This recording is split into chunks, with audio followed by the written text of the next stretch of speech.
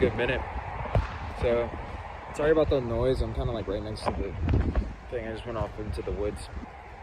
But I want to update a little bit, and then also kind of, for one, I want to ask people what it is that they're wanting me to talk about, because I've been really I've had to go deeply into my own kind of consciousness, and I kind of just took a minute, like a couple weeks or so, to just reset, allow myself to just look at my own experience and just accept different things, purge out some stuff that I just didn't want anymore, and just like I don't know, just all around just getting myself into a better space, you know what I mean? So that's kind of what I've been up to. Now I'm starting to want to move back into the pushing outward, meaning like trying to maybe help myself to make an external manifestation of the internal kind of love and unity that I'm experiencing. And one way to do that would be to talk on the YouTubes to the random people who are there. So that's what I'm gonna do. So that's just kind of like a little quick update, but I will talk about one thing just because it's been on my mind a lot, and then it's basically the modes, so 3 modes in Hindu mythology, or I mean the Hindu like ideology or whatever you want to call it, and it's they're called Rajas, Tamas, and Sattva, and they all 3 mean different things. So Rajas is the urge to get stuff done, like say to give examples, people like Elon Musk, Jeff Bezos, people like a lot of athletes, a lot of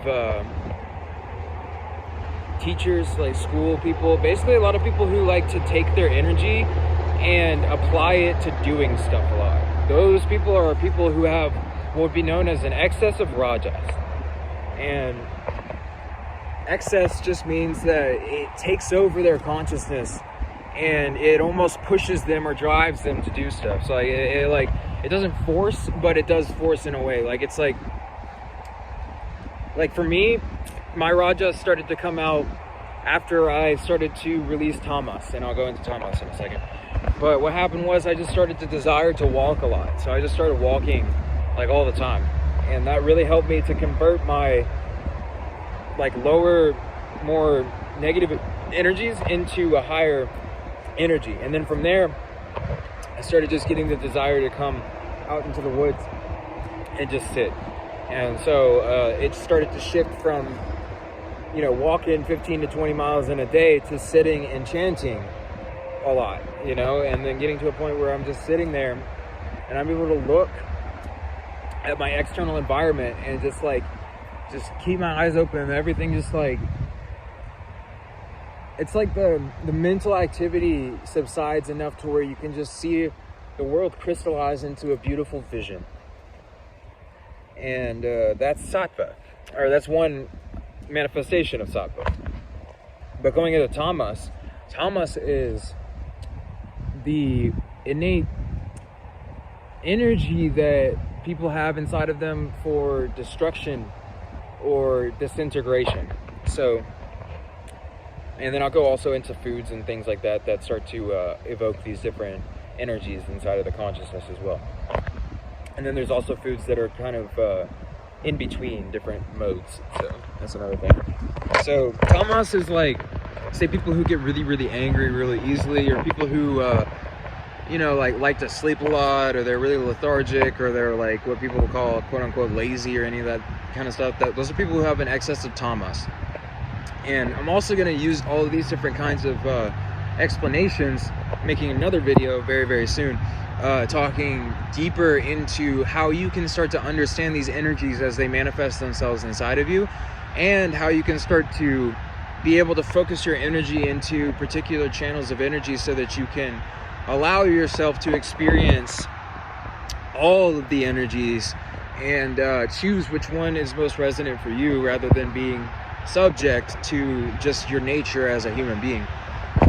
To to be able to become conscious, conscious enough to be able to choose your own experience. And from there, it's becoming conscious enough to be able to choose the state of consciousness that you want to be in. And then from that, you're able to kind of have more ability to not be subject to your karma, or not be subject to the actions or different energies that you've set in motion in the past based on unconscious action. So you basically start to become more and more conscious in order to be able to understand consciousness, so you can then choose whatever form of consciousness you feel is the most resonant with what you want it to be. So say that you're trying to conquer the entire world, and you're trying to just control everything and just control everybody, then most likely you're going to want an excess of rajas and tamas, and you're going to disembark in finding sattva. So you're going to look for foods like meat, and foods like spicy foods like processed foods, other foods that are older than 3 hours old. Yeah, all of these different things. So basically, spicy foods that have a lot of fire energy in them, cooked foods. When you cook foods, it turns it into a rajasic / tamasic energy, because when you heat something up, you're killing off some energies inside of the food, so therefore it turns it tamasic a little bit, because you're initiating destruction inside of the actual experience of eating. So the most sattvic foods that you can eat are raw fruits and vegetables, and raw nuts as well are good too, and then and seeds and other things like that. But raw is the biggest thing. So the raw will help you to be able to take the most life force energy from the food that you intake.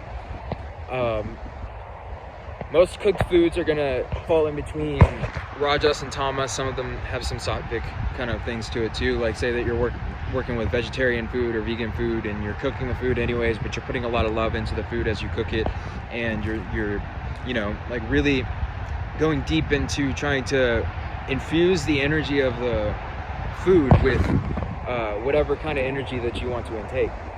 Because as you consume this energy, you are literally building up your energy state by whatever it is that you consume.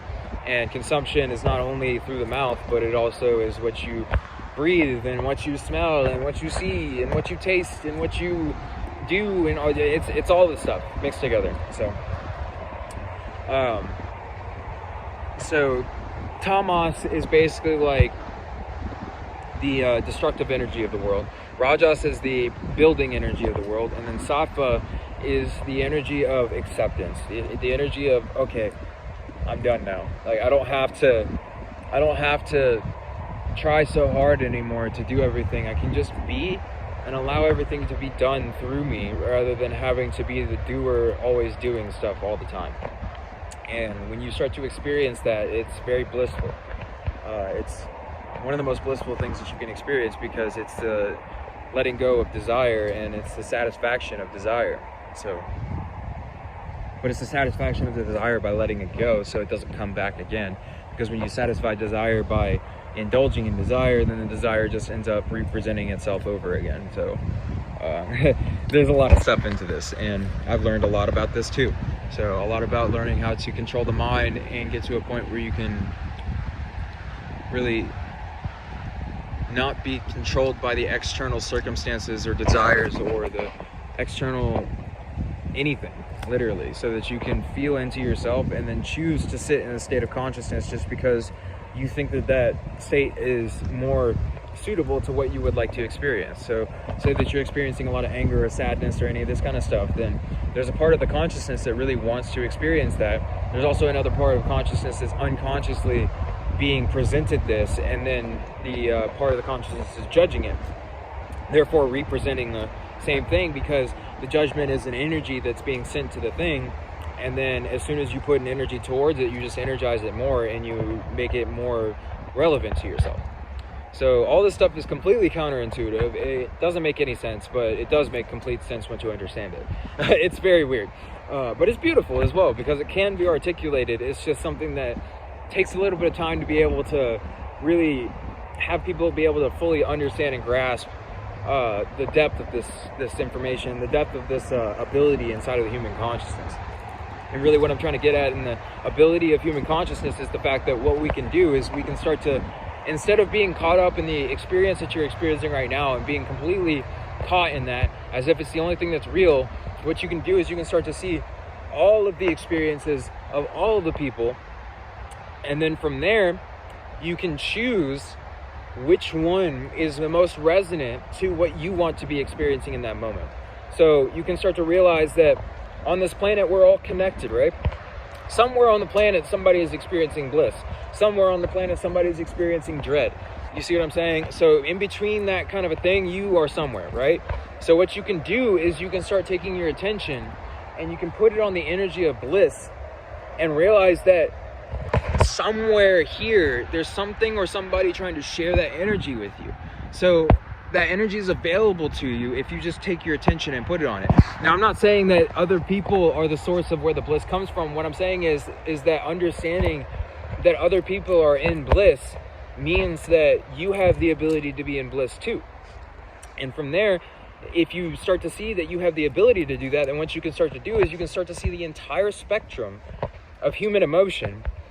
And then from that, you start to choose what emotions that you want to experience, not only because it's the most efficient and resonant thing with that moment, but also because after a while a human being just gets tired of feeling like shit, you know, like you just don't want to feel really bad anymore, and you want to learn how to be able to make yourself feel the way that you want to feel, you know, like not subject to having good things happen. You want to be able to just come out into the woods, look up, and then be like, wow. The same way as if you were just given $1 million, or you were just like gifted the most amazing gift that you could ever think of, or something like that. You know what I mean? Like, there's no difference. Like people think that they have to have some reason to allow themselves to feel ecstatic or good or happy or any of this kind of stuff.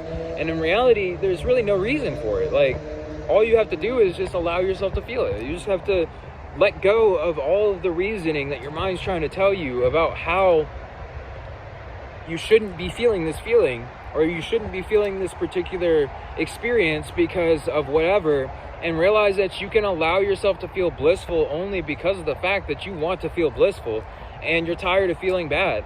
So you just choose to take your attention off the negative experience, and instead of trying to fix the experience, which is most people, like, the problem that they have is that they're trying to fix the negative. In reality, the negative is only another side of the positive. So you want to leave the negative as it is and fix yourself. Choose what direction you want to put your consciousness in. Don't worry about fixing the world. Worry about fixing yourself. Go inwards and learn how to find your positive state so that the external negative energy doesn't affect you anymore. And then from there, you're able to go back into the world and actually make the change that you want to make, instead of actually being completely subject to the external world and what you think that the world wants from you. In reality, like, you are the world. You are the entire experience. You are the entirety of existence. You just think that you're in this limited body, in this limited consciousness, because because you wanted to have an experience of separation and of duality. But now it's about a time where it's like, it's our choice now, you know, like, it's our choice if we want to stay in a dualism or if we want to move out of that.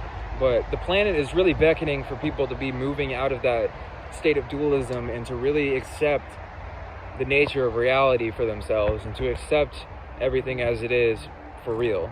And in reality, everything is one, everything is unified, and it's all interpenetrating and interconnected with itself, which means that my consciousness is available to you the same as your consciousness is available to me. And when you see that, then you can actually start to tap into all the other consciousness in the world, because you can start to really direct your focus into the energetic frequency that you want to bring to you.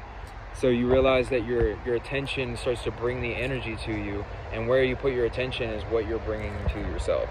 So I know I went off the Raja, Sattva, and Tamas, but I'll go way deeper into that in the future. But I just wanted to kind of go off into that spiel on that part, and yeah, I hope you guys have a wonderful day, and God bless you. And thank you.